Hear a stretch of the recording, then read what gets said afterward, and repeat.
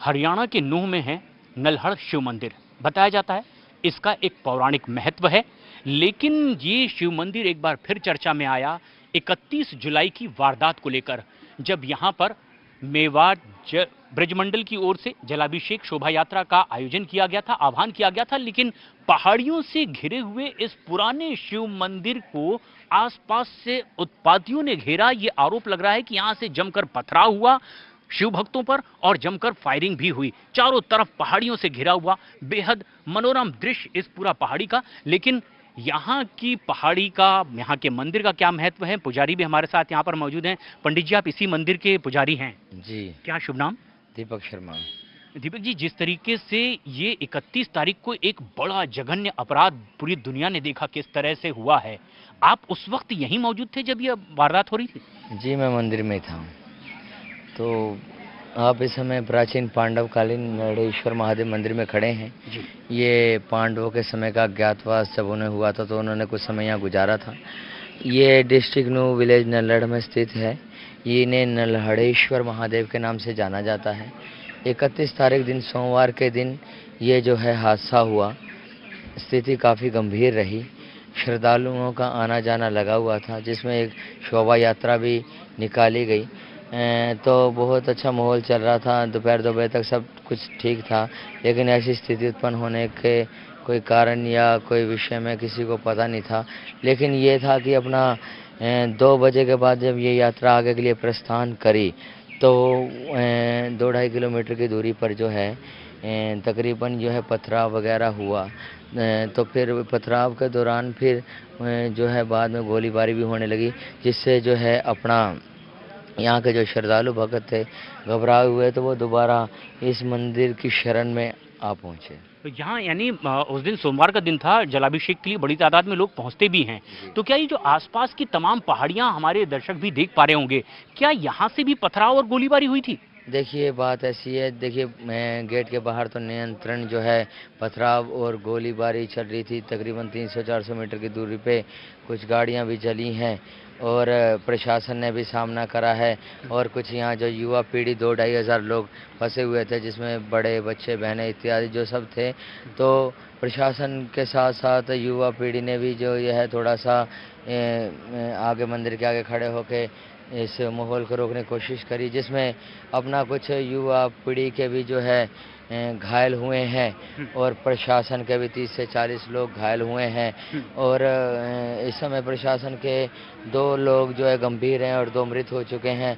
इसके अतिरिक्त जो अधिक मतलब अतिरिक्त लोग हैं, उनमें से भी शायद जो है कुछ मृत हो गए हैं। ये कई लोग घायल भी हुए हैं, लेकिन आपको पंडित जी ये लगता है कि पूरी योजना के तहत इस तरह की वारदात को अंजाम दिया गया होगा, या स्वस्फूर्त अचानक किसी घटना को लेकर के ये घटना घटी होगी? देखिए, बात ऐसी है कि अब ये किसी विचारधारा को लेकर या फिर किसी एक वो साजिश को लेकर या फिर कोई रंजिश को लेकर, ये तो हम नहीं कह सकते।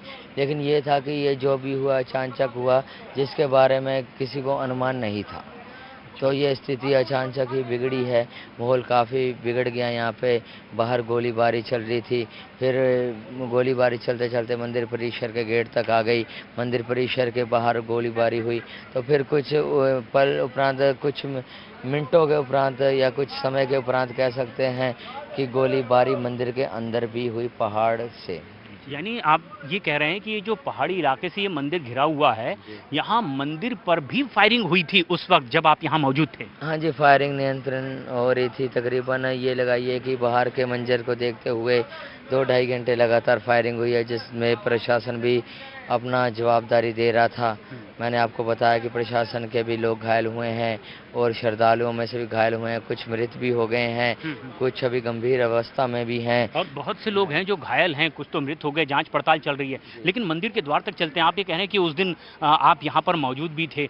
बड़ा ही मनोरम ये सुरम्य इलाका है, पहाड़ियों से घिरा हुआ पुराना मंदिर है और द्वार पर भी कुछ महाभारत के समय के दृश्य अंकित हैं। तोड़फोड़ यहाँ पर भी हुई थी?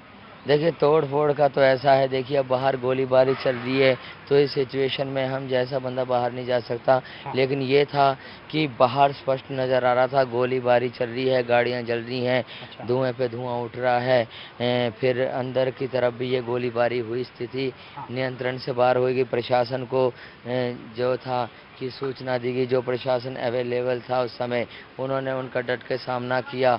और उसके बाद जो है और प्रशासन को सूचना दी गई, तो जितना जल्दी हो सका प्रशासन आया और फिर कुछ हद तक के काबू हुआ। लेकिन पंडित जी, एक बात जो है वो लोगों को आश्चर्य होता है कि यहाँ तो हर साल इस तरह का आयोजन श्रावण के महीने में होता होगा, इस तरह से श्रद्धालु पहुँचते होंगे। हाँ जी, ये तो है। अब जैसे श्रावण चल रहा है तो यहाँ हर सोमवार के लिए भंडारा भी होता है और श्रद्धालुओं का आना जाना भी होता है। लेकिन लोग कभी इस तरह की कोई अप्रिय घटना, ऐसी कोई वारदात, इस तरह की उत्पात की घटना, आगजनी, क्या कभी पहले इतिहास में?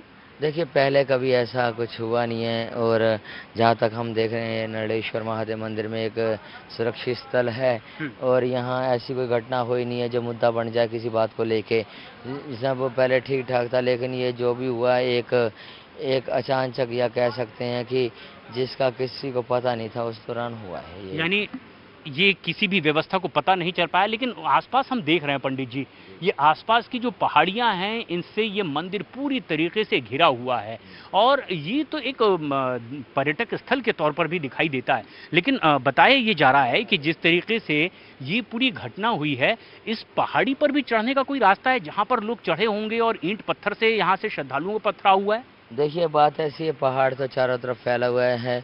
आप देख सकते हैं, कैमरामैन ये एक बार दिखा देंगे पीछे का व्यू जरा पहाड़ का। हाँ, हाँ, एक बार यहाँ आके देखिए, जहाँ से हम इस समय बातचीत कर रहे हैं, बिल्कुल हमारे सर के ऊपर जो पहाड़ की व्यू रचना बन रही है, तो यहाँ से जो है गोलीबारी हुई है मंदिर परिसर के अंदर। उस समय 2 से 2,500 लोग या मंदिर परिसर के अंदर थे। स्थिति बड़ी बिगड़ी हुई थी, लोग सहमे हुए थे, डरे हुए थे, बहन बेटियां थी, बच्चे थे, बड़े थे, बुजुर्ग थे। और ये ऐसी बड़ी वारदात यहाँ होने के बाद शहर में आगजनी की घटना बढ़ी। पहली घटना क्या यहाँ मंदिर में हुई और उसके बाद फिर उत्पात शहर में मचा? पहली घटना जो है, शुरुआत जो है बाहर से ही हुई है, बाजार से ही हुई है। उसके बाद ये घटना होती होती मंदिर तक पहुंच गई और मंदिर में फिर ये गोलीबारी का सिस्टम जो है काफ़ी हद तक बढ़ गया। और उस दिन पंडित जी क्या आयोजन था? दरअसल जो जलाभिषेक शोभा यात्रा निकलने की बात कही जा रही है, वो कहाँ से निकलनी थी, कहाँ तक पहुँची थी और फिर उसके बाद ये वारदात हुई? ये तो इसकी नॉलेज जो ऊपर इस यात्रा को लाने वाले, कार्य करने वाले, वही बता सकते हैं। लेकिन ये था कि ये यात्रा आगे की तरफ जानी थी, इतना हमें भी ज्ञान है और इतना ही बताया गया था हमें। तो देखिए मंदिर में रहना है वो तो आप जानते ही हैं। तो पर ये था कि हमें अनुमान था कि शोभा यात्रा आ रही है, लोग काफ़ी कतार में आएंगे, काफ़ी भीड़ में आएंगे। तो बस इसी बात को लेकर थोड़ा सा माहौल उत्साही था कि हाँ विशाल भंडारा चल रहा है, लोगों का आवागमन लगा पड़ा है जी। और इसलिए बड़ी तादाद में यहाँ लोगों की मौजूदगी थी। लेकिन पंडित जी ये बता रहे हैं कि उसी बीच इस तरह से पथराव शुरू हो गया और चारों तरफ पहाड़ी से घिरा हुआ ये पुराना शिव मंदिर है। पांडवकालीन शिव मंदिर होने का भी दावा इसे किया जाता है और यहाँ बड़ी तादाद में हर साल श्रद्धालु पहुँचते हैं। लेकिन इस साल 31 जुलाई को सोमवार के दिन जिस तरीके से एक बड़ी हिंसक वारदात हुई, इसकी घटना की चर्चा पूरे देश में नहीं अब दुनिया भर में हो रही है। हालांकि प्रशासन की ओर से ये कहना है कि जिसने भी इस तरह का उपद्रव किया, उत्पात किया, हिंसक वारदात को अंजाम दिया, सख्त से सख्त कार्रवाई उसके खिलाफ की जाएगी।